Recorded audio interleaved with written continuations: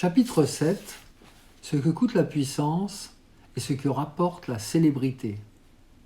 Dimanche 1er juillet. C'est hier qu'a fini le mois consacré par les Romains à Junon, Junus, juin. Nous entrons aujourd'hui en juillet. Dans l'ancienne Rome, ce dernier mois s'appelait Quintilis, 5e, parce que l'année, divisée seulement en 10 parties, commençait en mars. Lorsque Numa Pompilius la partagea en 12 mois, ce nom de Quintilis fut conservé ainsi que les noms suivants, Sextilis, September, October, November, December, bien que ces désignations ne correspondissent plus au nouveau rang occupé par les mois. Enfin, plus tard, le mois de Quintilis, où était né Jules César, fut appelé Julius, dont nous avons fait juillet. Ainsi, ce nom, inséré au calendrier, y éternise le souvenir d'un grand homme. C'est comme une épitaphe éternelle gravée par l'admiration des peuples sur la route du temps. Combien d'autres inscriptions pareilles, mers, continents, montagnes, étoiles et monuments, tout a successivement servi au même usage. Nous avons fait du monde entier ce livre d'or de Venise où s'inscrivaient les noms illustres et les grandes actions. Il semble que le genre humain sente le besoin de se glorifier lui-même dans ses élus, qu'il se relève à ses propres yeux en choisissant dans sa race des demi-dieux. La famille mortelle aime à conserver le souvenir des parvenus de la gloire, comme on garde celui d'un ancêtre fameux ou d'un bienfaiteur. C'est qu'en effet, les dons naturels accordés à un seul ne sont point un avantage individuel, mais un présent fait à la terre. Tout le monde en hérite, car tout le monde souffre ou profite de ce qu'il a accompli. Le génie est un phare destiné à éclairer loin. L'homme qui le porte n'est que le rocher sur lequel ce phare a été élevé. J'aime à m'arrêter à ces idées. Elles m'expliquent l'admiration pour la gloire. Quand elle a été bienfaisante, c'est de la reconnaissance. Quand elle n'a été qu'extraordinaire, c'est un orgueil de race. Hommes, nous aimons à immortaliser les délégués les plus éclatants de l'humanité. Qui sait si, en acceptant des puissants, nous n'avons pas obéi à la même inspiration. À part les nécessités de la hiérarchie ou les conséquences de la conquête, les foules se plaisent à entourer leurs chefs de privilèges. Soit qu'elles mettent leur vanité à agrandir ainsi une de leurs œuvres, soit qu'elles s'efforcent de cacher l'humiliation de la dépendance en exagérant l'importance de ceux qui les dominent. On veut se faire honneur de son maître. On l'élève sur ses épaules comme sur un piédestal.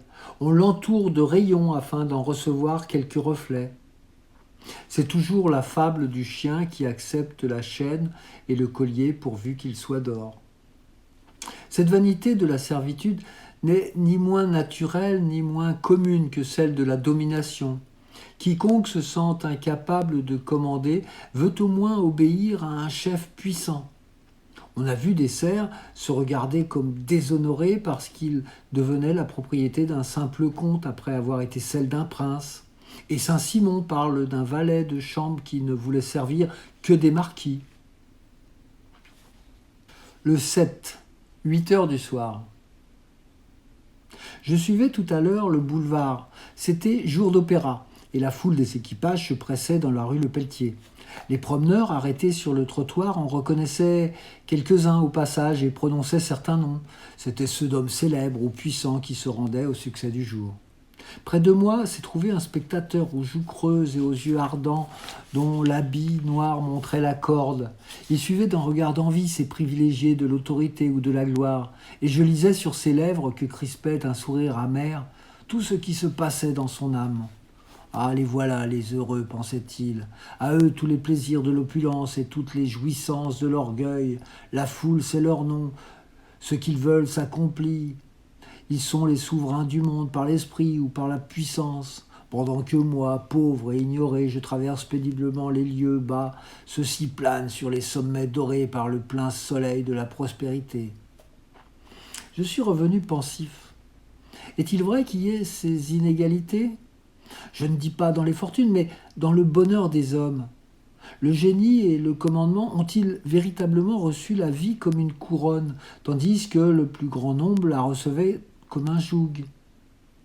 La dissemblance des conditions n'est-elle qu'un emploi divers des natures et des facultés ou une inégalité réelle entre les lots humains? Question sérieuse, puisqu'il s'agit de constater l'impartialité de Dieu. Le 8 midi. Je suis allé ce matin rendre visite à un compatriote, premier huissier d'un de nos ministres.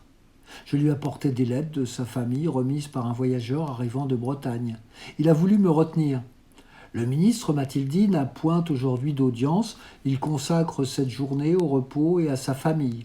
Ses jeunes sœurs sont arrivées. Il les conduit ce matin à Saint-Cloud et ce soir, il a invité ses amis à un bal non officiel. Je vais être tout à l'heure congédié pour le reste du jour. Nous pourrons dîner ensemble. Attendez-moi en lisant les nouvelles. Je me suis assis près d'une table couverte de journaux que j'ai successivement parcourus. La plupart renfermaient de poignantes critiques sur des derniers actes politiques du ministère. Quelques-uns y joignaient des soupçons flétrissants pour le ministre lui-même. Comme j'achevais, un secrétaire est venu les demander pour ce dernier. Il va donc lire ces accusations, subir silencieusement les injures de toutes ces voix qui le dénoncent à l'indignation ou à la risée. Comme le triomphateur romain, il faut qu'il supporte l'insulteur qui suit son char en racontant à la foule ses ridicules, ses ignorances ou ses vices. Mais parmi les traits lancés de toutes parts, ne s'en trouvera-t-il aucun d'empoisonné? Aucun n'atteindra-t-il un de ces points du cœur où les blessures ne guérissent plus? Que deviendra une vie livrée à toutes les attaques de la haine envieuse ou de la conviction passionnée? Les chrétiens n'abandonnaient que les lambeaux de leur chair aux animaux de l'arène. L'homme puissant livre aux morsures de la plume son repos, ses affections, son honneur. Pendant que je rêvais à ces dangers de la grandeur, l'huissier est rentré vivement. De graves nouvelles ont été reçues. Le ministre vient d'être mandé au conseil. Il nous pourra conduire ses sœurs à Saint-Cloud. J'ai vu à travers les vitres les jeunes filles qui attendaient sur le perron remonter tristement tandis que leurs frères se rendaient au conseil. La voiture qui devait partir en portant tant de joie de famille vient de disparaître, n'emportant que les soucis de l'homme d'État. L'huissier est revenu mécontent et désappointé. Le plus ou moins de liberté dont il peut jouir est pour lui le baromètre de l'horizon politique. S'il a congé, tout va bien. S'il est retenu, la patrie est en péril. Son opinion sur les affaires publiques n'est que le calcul de ses intérêts. Mon compatriote est presque un homme d'État. Je l'ai fait causer et il m'a confié plusieurs particularités singulières. Le nouveau ministre a d'anciens amis dont il combat les idées tout en continuant à aimer leurs sentiments. Séparé d'eux par les drapeaux, il leur est toujours resté uni par les souvenirs. Mais les exigences du parti lui défendent de les voir. La continuation de leur rapport éveillerait les soupçons. On y devinerait quelques transactions honteuses. Ses amis seraient des traîtres qui songent à le vendre. Lui, un corrupteur qui veut les acheter. Aussi a-t-il fallu renoncer à ses attachements de 20 ans, rompre les habitudes du cœur qui étaient devenues des besoins. Parfois, pourtant, le ministre cède encore à d'anciennes faiblesses. Il reçoit ou visite ses amis à dérobée. Il se renferme avec eux pour parler du temps où ils avaient le droit de s'aimer publiquement. À force de précaution, ils ont réussi à cacher jusqu'ici ce complot de l'amitié contre la politique. Mais tôt ou tard, les journaux seront avertis et le dénonceront à la défiance du pays. Car la haine, qu'elle soit déloyale ou de bonne foi, ne recule devant aucune accusation. Quelquefois même, elle accepte le crime. L'huissier m'a avoué que des avertissements avaient été donnés au ministre, qu'on lui avait fait craindre des vengeances meurtrières et qu'il n'osait plus sortir à pied. Puis, de confidence en confidence, j'ai su quelles sollicitations venaient égarer ou violenter son jugement, comment il se trouvait fatalement conduit à des iniquités qu'il devait déplorer en lui-même. Trompé par sa passion, séduit par les prières ou forcé par le crédit, il laissait bien des fois vaciller la balance. Triste condition de l'autorité qui lui impose non seulement les misères du pouvoir, mais ses vices, et qui, non contente de torturer le maître, réussit à le corrompre. Cet entretien s'est prolongé et n'a été interrompu que par le retour du ministre. Il s'est élancé de sa voiture, des papiers à la main. Il a regagné son cabinet d'un air soucieux. Un instant après, sa sonnette s'est fait entendre. On appelle le secrétaire pour expédier des avertissements à tous les invités du soir. Le bal n'aura point lieu. On parle sourdement de fâcheuses nouvelles transmises par le télégraphe et, dans de pareilles circonstances, une fête semblerait insultée au deuil public. J'ai pris congé de mon compatriote et me voici de retour. Ce que je viens de voir répond à mes doutes de l'autre jour.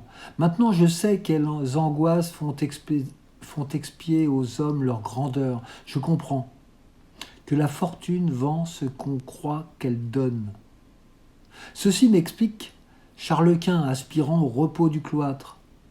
Et cependant, je n'ai entrevu que quelques-unes des souffrances attachées au commandement.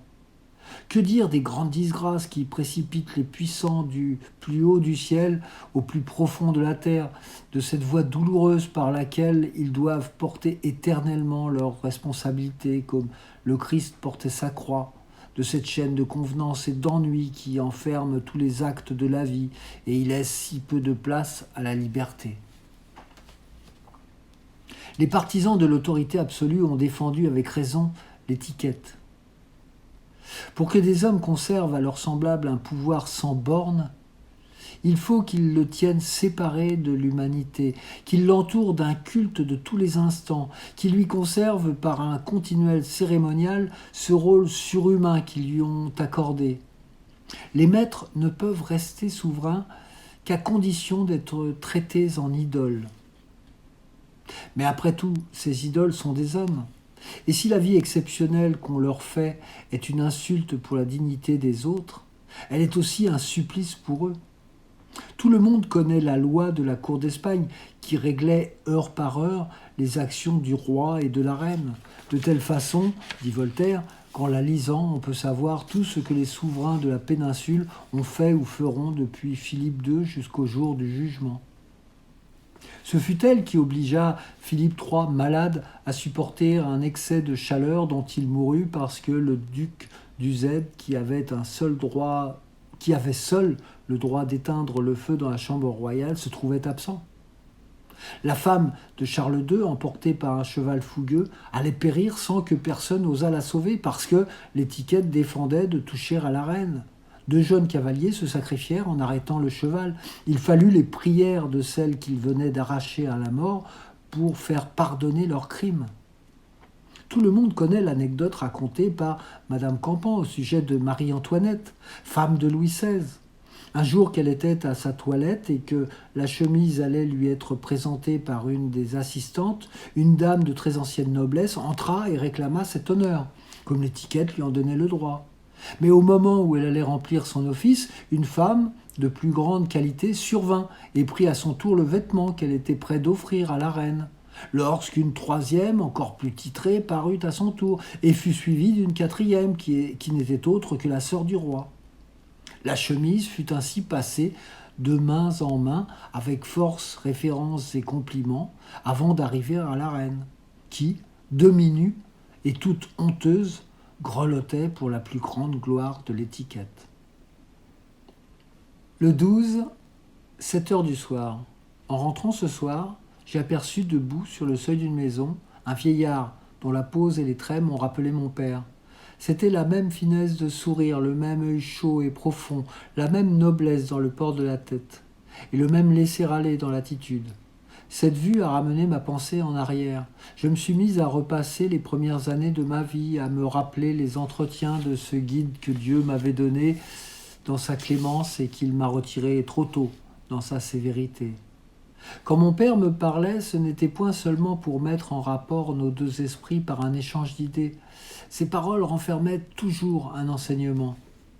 Donc il chercha à me le faire sentir. Mon père craignait tout ce qui avait l'apparence d'une leçon. Il avait coutume de dire que la vertu pouvait se faire des amis passionnés, mais qu'elle ne prenait point d'écoliers. Aussi ne songeait-il point à enseigner le bien. Il se contentait d'en semer les germes, certain que l'expérience les ferait éclore.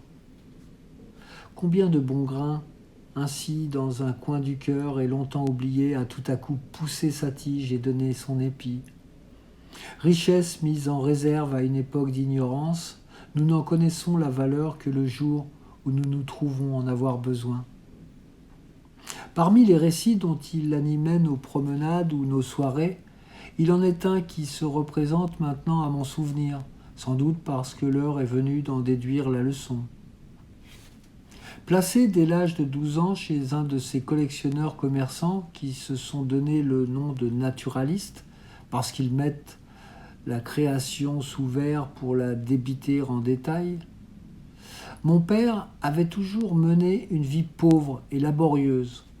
Levé avant le jour, tour à tour garçon de magasin, commis ouvrier, il devait suffire seul à tous les travaux d'un commerce dont son patron récoltait tous les profits. À la vérité, celui-ci avait une habileté spéciale pour faire valoir l'œuvre des autres. Incapable de rien exécuter, nul ne savait mieux les vendre. Ses paroles étaient un filet dans lequel on se trouvait pris avant de l'avoir perçu. Du reste, ami de lui seul, regardant le producteur comme son ennemi et l'acheteur comme sa conquête, il les exploitait tous deux avec cette inflexible persistance qu'enseigne l'avarice. Esclave toute la semaine, mon père ne rentrait en possession de lui-même que le dimanche. Le maître naturaliste, qui allait passer le jour chez une vieille cousine, lui donnait alors sa liberté à condition qu'il dînerait à ses frais au dehors. Mais mon père emportait secrètement un crouton de pain qu'il cachait dans sa boîte d'herborisation. Et, sortant de Paris dès le point du jour, il allait s'enfoncer dans la vallée de Montmorency, dans le bois de Meudon ou dans les coulées de la Marne. Enivré par l'air libre, par la pénétrante senteur de la sève en travail, par les parfums des chèvrefeuilles, il marchait jusqu'à ce que la faim et la fatigue se fissent sentir. Alors, il s'asseyait à la lisière d'un fourré ou d'un ruisseau. Le cresson d'eau, les fraises des bois, les murs des haies lui faisaient tour à tour un festin rustique. Il cueillait quelques plantes, lisait quelques pages de Florian, alors dans sa première vogue, de Gessner qui venait d'être traduit, ou de Jean-Jacques, dont il possédait 3 volumes dépareillés. La journée se passait dans ces alternatives d'activité, de repos, de recherche et de rêverie, jusqu'à ce que le soleil, à son déclin, l'avertît de reprendre la route de la grande ville, où il arrivait, les pieds meurtris et poudreux, mais le cœur rafraîchi pour toute une semaine. Un jour qu'il se dirigeait vers le bois de Viroflay, il rencontra près de la lisière un inconnu occupé à trier des plantes qu'il venait d'herboriser. C'était un homme déjà vieux, d'une figure honnête, mais dont les yeux, un peu enfoncés sous les sourcils, avaient quelque chose de soucieux et de craintif. Il était vêtu d'un habit de drap brun, d'une veste grise, d'une culotte noire de bas drapés, et tenait sous le bras une canne à pomme d'ivoire. Son aspect était celui d'un petit bourgeois retiré, vivant de son revenu, un peu en dessous de la médiocrité dorée d'Horace. Mon père, qui avait un grand respect pour l'âge, le salua poliment en passant. Mais, dans ce mouvement, une plante qu'il tenait à la main lui échappa. L'inconnu se baissa pour la relever et la reconnut. « C'est une Deutaria heptaphyllose, dit-il. Je n'en avais pas encore vu dans ces bois. L'avez-vous trouvée près d'ici, monsieur ?» Mon père répondit qu'on la rencontrait en abondance au haut de la colline, vers Sèvres, ainsi que le grand Laser Pythium. « Aussi » répéta le vieillard plus vivement. « Ah, je veux les chercher. J'en ai autrefois cueilli du côté de la Robaïla. » Mon père lui proposa de le conduire. L'étranger accepta avec reconnaissance et se hâta de réunir les plantes qu'il avait cueillies. Mais tout à coup, il parut saisi d'un scrupule. Il fit observer à son interlocuteur que le chemin qu'il suivait était à mi-côte et se dirigeait vers le château des Dames royales à Bellevue, qu'en franchissant la hauteur, il se détournait par conséquent de sa route et qu'il n'était point juste qu'il prît cette fatigue pour un inconnu. Mon père insista avec la bienveillance qui lui était habituelle, mais plus il montrait d'empressement, plus le refus du vieillard devenait obstiné. Il sembla même à mon père que sa bonne volonté finissait par inspirer de la défiance. Il se décida donc à indiquer seulement la direction à l'inconnu, qu'il salua et ne tarda point à perdre de vue. Plusieurs heures s'écoulèrent et il ne songeait plus à sa rencontre. Il avait gagné les taillis de Chaville où, étendu sur les mousses d'une clairière, il relisait le dernier volume de l'Émile. Le charme de la lecture l'avait si complètement absorbé qu'il avait cessé de voir et d'entendre ce qui l'entourait. Les joues animées et l'œil humide, il relisait des lèvres un passage qui l'avait particulièrement touché. Une exclamation poussée près de lui l'arracha à son extase. Il releva la tête et aperçut le bourgeois déjà rencontré au carrefour de Viroflay. Il était chargé de plantes dont l'herborisation semblait l'avoir mis de joyeuse humeur. « Ah, 1000 remerciements, monsieur, dit-il à mon père. J'ai trouvé tout ce que vous m'aviez annoncé, et je vous dois une promenade charmante. » Mon père se leva par respect en faisant une réponse obligeante. L'inconnu parut tellement apprivoisé et demanda lui-même si son jeune confrère ne comptait point reprendre le chemin de Paris. Mon père répondit affirmativement et ouvrit sa boîte de fer-blanc pour y replacer son livre. L'étranger lui demanda en souriant si on pouvait, sans indiscrétion, en savoir le titre. Mon père lui répondit que c'était l'Émile de Rousseau. L'inconnu devint aussitôt sérieux. Ils marchèrent quelque temps côte à côte, mon père exprimant avec la chaleur d'une émotion encore vibrante tout ce que cette lecture lui avait fait éprouver, son compagnon toujours froid et silencieux. Le premier vantait la gloire du grand écrivain genevois que son génie avait fait citoyen du monde. Il s'exaltait sur ce privilège des sublimes penseurs qui dominent, malgré l'espace et le temps, et recrutent parmi toutes les nations un peuple de sujets volontaires. Mais l'inconnu l'interrompit tout à coup. « Et savez-vous, dit-il doucement, si Jean-Jacques n'échangerait point la célébrité que vous semblez envier contre la destinée d'un de ces bûcherons dont nous voyons fumer la cabane ? À quoi lui a servi sa renommée, sinon à lui attirer des persécutions ? Les amis inconnus que les livres ont pu lui faire se contentent de le bénir dans leur cœur, tandis que les ennemis déclarés qui lui ont attiré le poursuivent de leur violence et de leur calomnie. Son orgueil a été flatté par le succès. Combien a-t-il été blessé de fois par la satire ? Et, croyez-le bien, l'orgueil humain ressemble toujours au sybarite que le pli d'une feuille de rose empêche de dormir. L'activité d'un esprit vigoureux dont le monde profite tourne presque toujours contre celui qui le possède. Il en devient plus exigeant avec la vie. L'idéal qu'il poursuit le désenchante sans cesse de la réalité. Il ressemble à l'homme dont la vue serait trop subtile et qui, dans le plus beau visage, apercevrait des taches de rugosité. Je ne vous parle point des tentations plus fortes, des chutes plus profondes. Le génie, avez-vous dit, est une royauté. Mais quel honnête homme n'a peur d'être roi ? Qui ne sent que pouvoir beaucoup, c'est avec notre faiblesse et nos comportements se préparer à beaucoup faillir ? Croyez-moi, monsieur, n'admirez ni n'enviez le malheureux qui a écrit ce livre. Mais si vous avez le cœur sensible, plaignez-le. Mon père, étonné de l'entraînement avec lequel son compagnon avait prononcé ces derniers mots, ne savait que répondre. Dans ce moment, ils arrivaient à la route pavée qui joint le château de Meudon et les dames de France à celui de Versailles. Une voiture passa. Les dames qui s'y trouvaient aperçurent le vieillard, poussèrent un cri de surprise et se penchèrent à la portière. Elles répétèrent « C'est Jean-Jacques Rousseau, c'est Rousseau !» Puis l'équipage disparut. Mon père était resté immobile, les yeux grands ouverts, les mains en avant, stupéfait et éperdu. Rousseau, qui avait tressailli en entendant prononcer son nom, se tourna de son côté. « Vous le voyez, dit-il avec la misanthropique amertume que ces derniers malheurs lui avaient donnée. Jean-Jacques ne peut même pas se cacher. Objet de curiosité pour les uns, de malignité pour les autres, il est pour tous une chose publique que l'on se montre au doigt. Encore s'il ne s'agissait que de subir l'indiscrétion des oisifs. Mais dès qu'un homme a eu le malheur de se faire un nom, il appartient à tous. Chacun fouille dans sa vie, raconte ses moindres actions, insulte à ses sentiments. Il devient semblable à ces murs que tous les passants peuvent souiller d'une injurieuse inscription. Vous direz peut-être que j'ai moi-même favorisé cette curiosité en publiant mes mémoires, mais le monde m'y avait forcé. On regardait chez moi par les fentes et on me calomniait. J'ai ouvert portes et fenêtres afin qu'on me connût du moins tel que je suis? Adieu, monsieur. Rappelez-vous toujours que vous avez vu Rousseau pour savoir ce que c'est que la célébrité. 9 heures. Ah, je comprends aujourd'hui le récit de mon père. Il renferme la réponse à une des questions que je m'adresse depuis une semaine.